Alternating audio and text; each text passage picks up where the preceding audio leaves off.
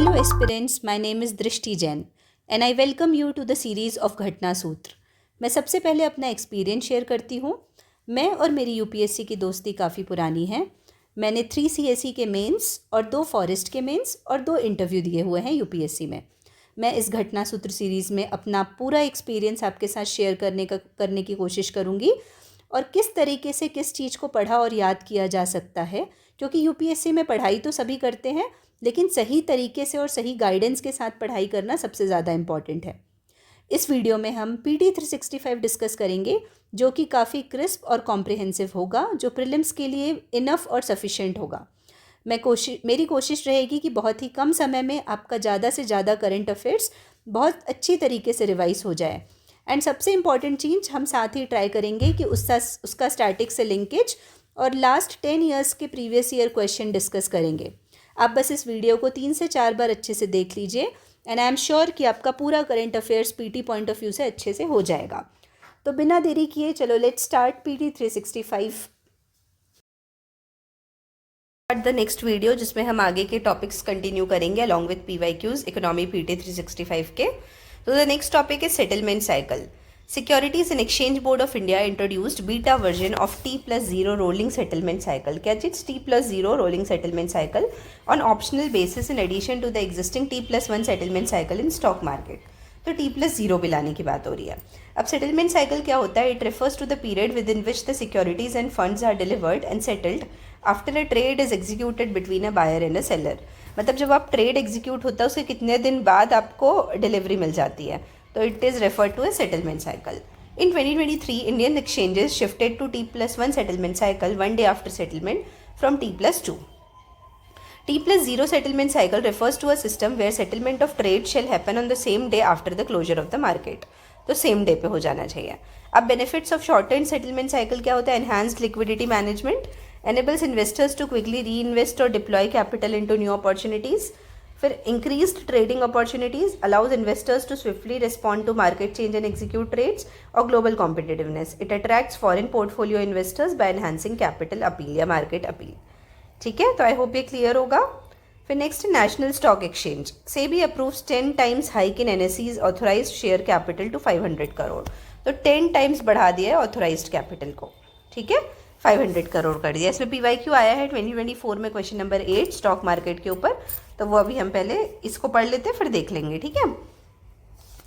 NSE का headquarter कहाँ है? मुंबई में है। एस्टैब्लिशमेंट 1992 में हुआ था, recognised as stock exchange by SEBI in 1993 and commenced operations in 1994। Stock exchange is a centralized marketplace where securities such as stocks, bonds and derivatives are bought and sold by the investors. India's largest stock exchange है by market cap, क्या largest stock exchange by market cap. Nifty 50 owned and managed by NSE Indices Limited is a flagship stock pioneer in technology. First exchange in India to implement electronic screen based trading. और next है NSE Indices launched India's first electric vehicle index. तो क्या launch किया? First electric vehicle index launch किया है, Nifty EV and new age automotive index to track performance of companies which form a part of EV ecosystem. ठीक है, तो ये clear हुआ एनएसई का। अब 2024 का क्वेश्चन नंबर 8 देखना है हमको। 2024 क्वेश्चन नंबर 8 हम यहाँ पे निकाल लेते हैं, ये आ गया 2024 का, ठीक है। क्वेश्चन नंबर 8 है, ये 2023 है, ये है क्वेश्चन नंबर 5, 6, 7, 8। देखो क्वेश्चन पूछा है, consider the following statements. In India non banking financial companies can access the liquidity adjustment facility window of RBI. तो बोला है कि जो नॉन बैंकिंग फाइनेंशियल कंपनी है वो लिक्विडिटी एडजस्टमेंट फैसिलिटी विंडो को यूज़ कर सकती हैं क्या। फिर थर्ड बोला सेकेंड बोला in India foreign institutional investors can hold the government securities. तो foreign institutional investor government security GSec को होल्ड कर सकते हैं। फिर लास्ट बोला in India stock exchanges can offer separate trading platforms for debt. तो सेपरेट ट्रेडिंग प्लेटफॉर्म दे सकते हैं। तो 2 और 3 सही है, फर्स्ट गलत है क्योंकि एनबीएफसी लिक्विडिटी एडजस्टमेंट फैसिलिटी को यूज़ नहीं कर सकते। तो the correct answer is 2 and 3। इसमें पूछा था विच of the following statements is correct पूछा था, ठीक है। अब आते हैं हम नेक्स्ट, कोलोकेशन और प्रॉक्सिमिटी होस्टिंग, ये क्या होता है। Security and Exchange Board of India, that is SEBI, disposed of proceedings against NSE in the alleged co-location case. तो co-location केस में भी डिस्पोज हो गई है प्रोसीडिंग्स, ठीक है। कोलोकेशन और प्रॉक्सिमिटी होस्टिंग क्या होती है, इसी को क्या बोलते हैं, proximity hosting. Allows brokers to place their servers on the premises of stock exchanges equipped with suitable infrastructure for a fee.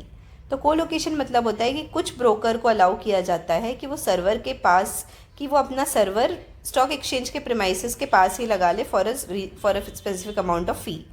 Due to their proximity with stock exchange servers they provide faster price feeds, quicker execution of trades leading to significant profits. Guidelines for co-location were released by SEBI in 2015.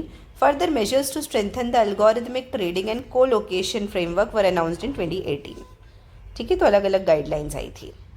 ये scam भी हुआ था ना, co-location scam NSE का, तो इसलिए वो news में था. फिर नेक्स्ट टॉपिक है financialisation. India needs to be cautious against excessive financialisation, says chief economic adviser. तो चीफ इकोनॉमिक एडवाइजर बोल रहे हैं कि फाइनेंशियलाइजेशन के अगेंस्ट आपको कॉशियस होना पड़ेगा. अब फाइनेंशियलाइजेशन क्या होता है? Financialisation is a process whereby financial institutions and financial elites gain greater influence over economic policy and economic outcomes. तो एक प्रोसेस है जहाँ पे फाइनेंशियल मार्केट, फाइनेंशियल इंस्टीट्यूशन और फाइनेंशियल एलाइट ज़्यादा इन्फ्लुएंस पा लेते हैं इकोनॉमिक आउटकम्स के रिस्पेक्ट में. It also describes moving investments away from traditional physical asset towards financial assets. तो फिजिकल एसेट से जाके हम फाइनेंशियल एसेट की तरफ शिफ्ट होंगे, जैसे रियल एस्टेट, गोल्ड के बजाय mutual fund. Why excessive financialisation is a concern? तो इंक्रीज्ड इनइक्वालिटी होती है. Financial income is funnelled to top 1% of the population through equity ownership. Next है distorts functioning of economy. Profits flow increasingly from financial investments rather than trade in goods and services. Thus, movement of stock market primarily determine functioning of economy instead of production of employment or rising standards of living. फिर rising household debt क्या है? Stagnation of real wages may increase households' reliance on loans. और adverse impact on policies. Financialization में push for policies favoring predatory lending, higher risk taking and erosion of worker protection. ठीक है, ये समझ आया financialisation. अब आते हैं हम नेक्स्ट टॉपिक में, that is Indian derivative market. SEBI has announced several measures to tighten the norms around derivative trading to prevent speculative trading. तो स्पेकुलेटिव ट्रेडिंग से बचने के लिए डेरिवेटिव मार्केट के बारे में हम डिस्कस करेंगे. तो डेरिवेटिव मार्केट क्या है? Derivatives are financial contracts set between two और मोर पार्टीज. तो ये क्या है? फाइनेंशियल कॉन्ट्रैक्ट्स है जो दो या दो से ज़्यादा पार्टियों के बीच में होता है. That derive their value from an underlying asset, और उसकी वैल्यू एक फिक्स्ड अंडरलाइंग एसेट के हिसाब से डिटरमाइन होती है, जैसे कि सिक्योरिटी, कमोडिटी, बुलियन और currency. Derivative contracts can be traded on an exchange like NSE. तो इन कॉन्ट्रैक्ट्स को भी ट्रेड किया जा सकता है और over the counter market, where the securities are traded via broker dealer network. और सिक्योरिटीज़ को ब्रोकर डीलर नेटवर्क के हिसाब से ट्रेड किया जाता है without being listed on an exchange. तो चार तरीके के डेरिवेटिव्स होते हैं. एक फ्यूचर में buy or sell assets in the future to a set price, exchanged on standardized terms, hedge or speculate on prices. Leverage used, settled in cash or assets. फिर forwards होता है, तो over the counter trading होती है, customizable terms होते हैं, involves physical asset delivery. Common for commodities, currencies and equities. Settlement at expiration of cash. Options में क्या होता है? Holders right not the obligation. तो होल्डर के पास राइट होता है, जरूरी नहीं कि करना ही पड़े, ऑब्लिगेशन नहीं है. कॉल होता है जिसको बाय बोलते हैं, और पुट मतलब सेल. तो कॉल मतलब आप बाय खरीदने के लिए बोल रहे हो, पुट मतलब बेच रहे हो. ट्रेड ऑन एक्सचेंजेस और OTC. Buyers pay profits potential, sellers collect take obligations. Swaps में क्या होता है? Exchange cash flows between parties. Types होता है interest rate, currency, credit default. OTC traded and often have counter party risk. Some can be centrally cleared. ठीक है, अब next है why are derivatives used for. तो डेरिवेटिव्स का use क्या चीज़ के लिए होता है? अब डेरिवेटिव्स क्यों यूज़ होते हैं? तो फर्स्ट हेजिंग के लिए, risk management, allows participants to hedge against price fluctuations. फिर स्पेकुलेशन के लिए, तो एक्सपेक्टेशन ऑफ रिवॉर्ड के हिसाब से. फिर लेवरेज अ पोजीशन लेवरेज करने के लिए. अब लेवरेज मीन्स क्या होता है? Leverage means use of borrowed funds to increase returns from an investment, and position refers to the amount of a security और share owned by an individual और entity. तो लेवरेज एक टर्म है जिसको किस तरीके से बोरोड फंड्स को यूज़ करना है जिससे कि ज़्यादा रिटर्न हो सके. अब डेरिवेटिव रेगुलेशन इन इंडिया. तो trading in derivatives is regulated under security contract regulation act 1956 and the securities and exchange board of India act 1992. SCRA 1956 aims to prevent undesirable transactions in securities by regulating the business. Recently, SCRR 1956 amended to facilitate direct listing of securities by public Indian companies. फिर derivative exchange segment functions या self regulatory organisation, हमने देखा था ना, self regulatory organisation होता है और SEBI act करता है ओवरसाइट रेगुलेटर के जैसे. ठीक है, तो आई होप ये वाला टॉपिक क्लियर है, इंडियन डेरिवेटिव मार्केट वाला. अब नेक्स्ट है क्रेडिट रेटिंग एजेंसीज.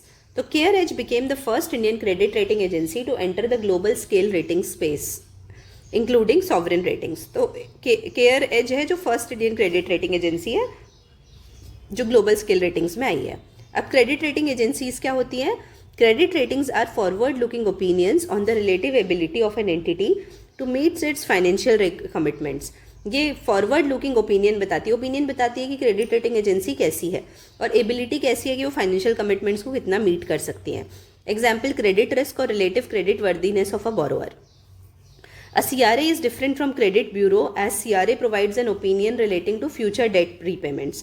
तो CRA और क्रेडिट ब्यूरो में डिफरेंस है. CRA क्या होता है? वो ओपिनियन बताता है फ्यूचर डेट रीपेमेंट्स में कि कितना डेट रीपेमेंट्स कर पाएगी या नहीं बाय बोरोवर्स. वाइल जो क्रेडिट ब्यूरो होती है वो इन्फॉर्मेशन देती है पास्ट डेट रीपेमेंट में कि अभी तक उसने कैसे क्या रीपेमेंट किया है. ठीक है, अब credit rating agencies in India, तो इनको रेगुलेट कौन करता है? सेबी करते हैं. ये PYQ है. 7 CRAs are registered with SEBI, namely Equit, CRISIL, ICRA, CARE, India Ratings, Infomerics, and Brickwork. However, certain regulatory agencies, RBI, IRDA, PFRDA, also regulate certain aspects of credit rating agency under their respective sectoral jurisdiction.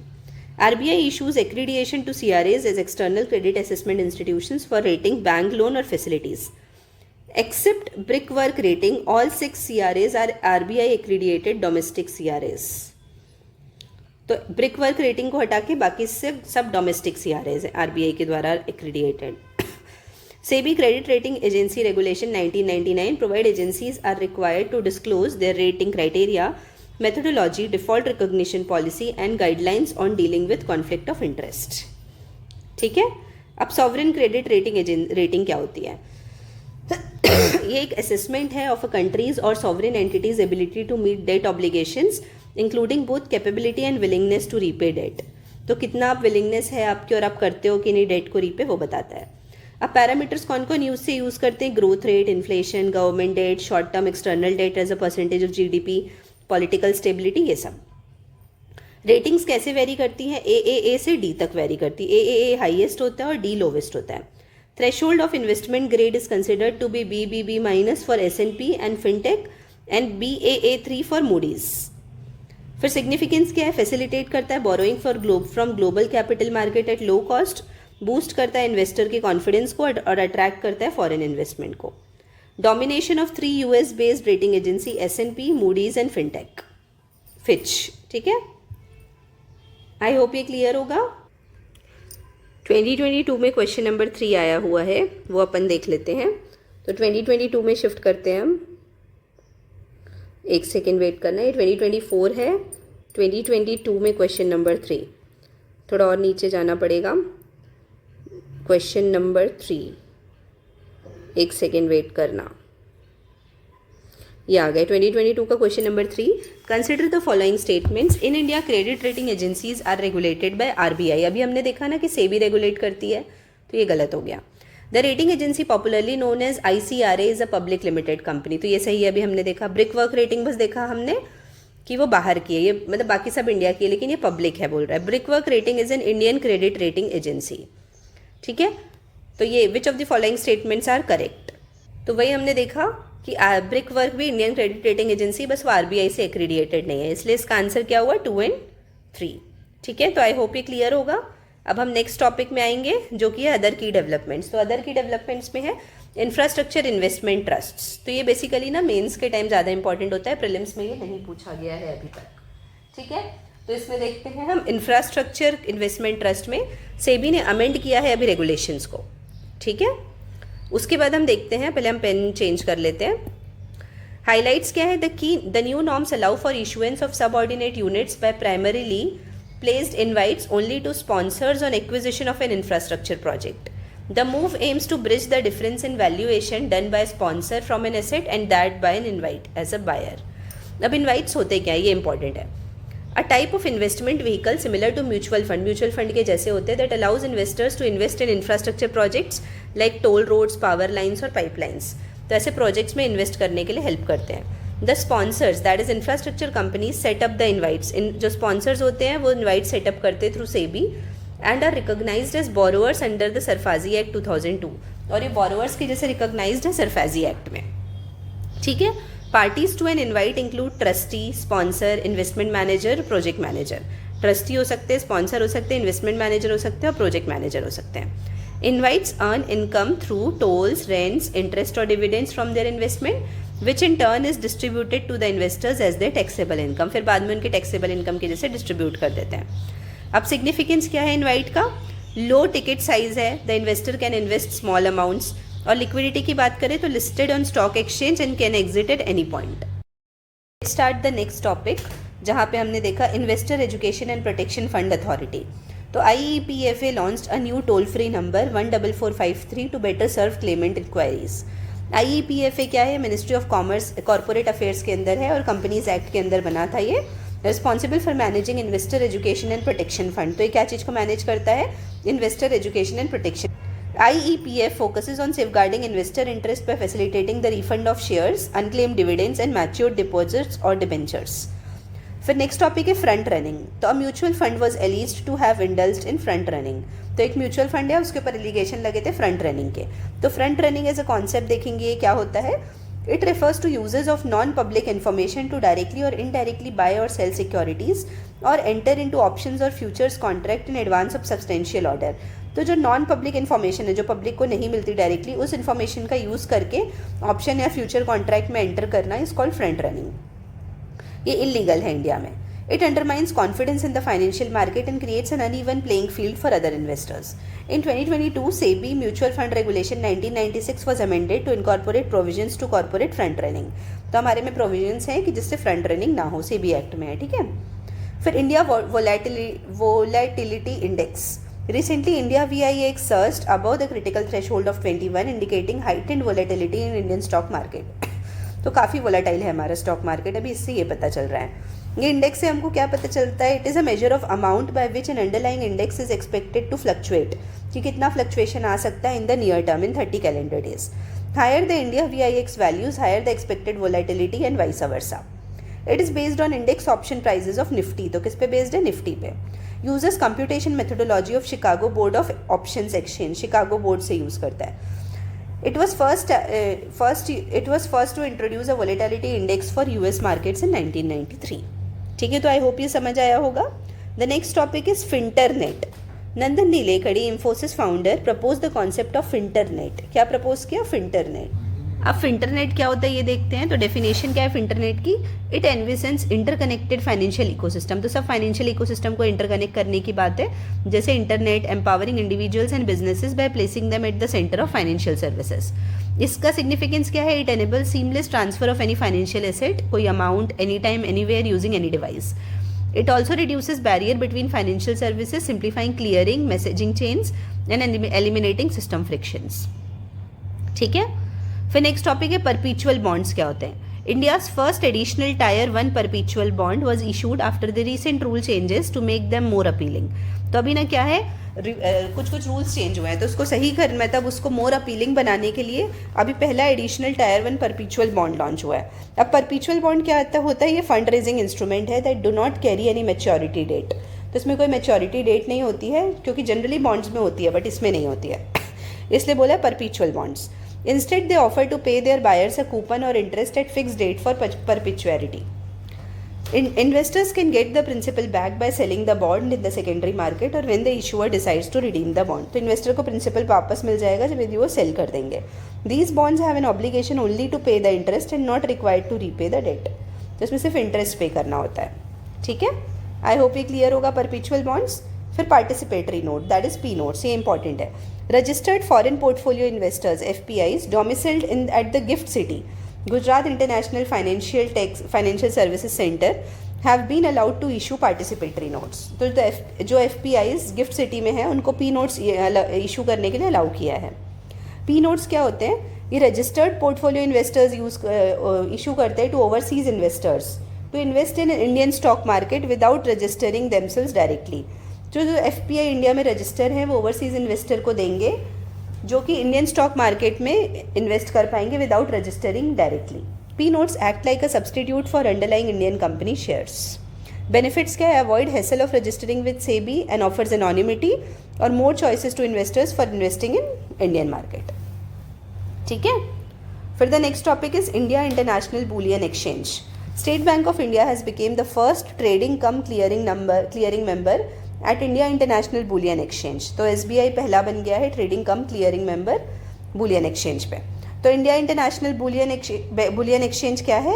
ये establish किया गया gift international financial services centre Gandhinagar Gujarat में 2022 में। Boolean का मतलब होता है physical gold and silver of high purity that is kept in the form of bar, ingots और कॉइन्स। रेगुलेट कौन करता है इसको? IFSC है। Promoted by India's leading market infrastructure institutions like NSE, multi commodity exchange of India. ठीक है, ये इसको ओवरसी करता है। फिर नेक्स्ट है कैरी ट्रेड क्या होता है? Yen carry trade has been in focus in the past few trading sessions in the wake of sale in shares of US technology giant. तो येन मतलब वो वहाँ की जापान की जो करेंसी है ना उसके लिए बोल रहा है। कैरी ट्रेड, अब कैरी ट्रेड क्या होता है? Carry trade is an investment strategy most often associated with foreign currency trading. तो फॉरेन करेंसी ट्रेडिंग से एसोसिएटेड होता है बेसिकली ये। In a carry trade an investor borrows in low interest currency to buy a currency और asset earning a higher interest rate. तो low interest rate की currency खरीदते हैं इन्वेस्टर बोरोज लेता है जिससे कि वो हाई इंटरेस्ट रेट की करेंसी खरीद सके। ये हाई रिस्क स्ट्रैटेजी है, ठीक है, काफ़ी ज़्यादा। ये हुआ कैरी ट्रेड। अब हम मूव ऑन करेंगे अपने नेक्स्ट ब्रॉड हेडिंग में, दैट इज एक्सटर्नल सेक्टर। तो इंडिया के ट्रेड डेफिसिट का फर्स्ट टॉपिक है, ठीक है। India's trade deficit According to official data from Union Ministry of Commerce and Industry in the financial year 23-24, India recorded trade deficit with 9 out of its 10 trading partners. तो 10 में से 9 के में हमारे में डेफिसिट रहा इंडिया में। करंट स्टेटस क्या है इंडिया के एक्सटर्नल ट्रेड का? अब पता है इससे ना PYQs आते हैं, लेकिन PYQs आएंगे भी तो आंसर नॉर्मली चेंज होता रहेगा। फिर करंट स्टेटस क्या है इंडिया के एक्सटर्नल ट्रेड का? इंडिया के लार्जेस्ट ट्रेडिंग पार्टनर्स कौन है? China, USA, UAE, Russia, Saudi Arabia. फिर ट्रेड डेफिसिट किसके किसके साथ बढ़ा है? China, Russia, south Korea, Hong Kong, लेकिन नैरो हुआ है UAE, सऊदी अरेबिया, इंडोनेशिया और इराक के साथ, ठीक है। फिर इंडिया का ट्रेड सरप्लस किसके किसके साथ है? USA, Netherlands, UK, Belgium, Italy. फिर WTO का ट्रेड स्टैटिस्टिकल रिव्यू देखेंगे तो India ranks 8th in global agricultural export, 18th in merchandise export and 7th in services export, ठीक है। फिर ट्रेड डेफिसिट की बात करते हैं तो ट्रेड डेफिसिट मतलब होता है negative trade balance. Occurs when countries value of imports exceeds exports, तो इंपोर्ट्स ज़्यादा बढ़ जाते हैं as comparison to exports. Impact of higher trade deficit on economy, तो negative. Depletion of forex reserve कम हो जाता है to pay for excess imports, lead to depreciation of domestic currency, और करेंसी डिप्रिशिएट हो जाती है। वाइडनिंग करंट अकाउंट डेफिसिट में एडवर्सली इफेक्ट क्रेडिट रेटिंग, इससे क्रेडिट रेटिंग भी इम्पैक्ट हो जाती है और बोरोइंग कॉस्ट बढ़ जाते हैं।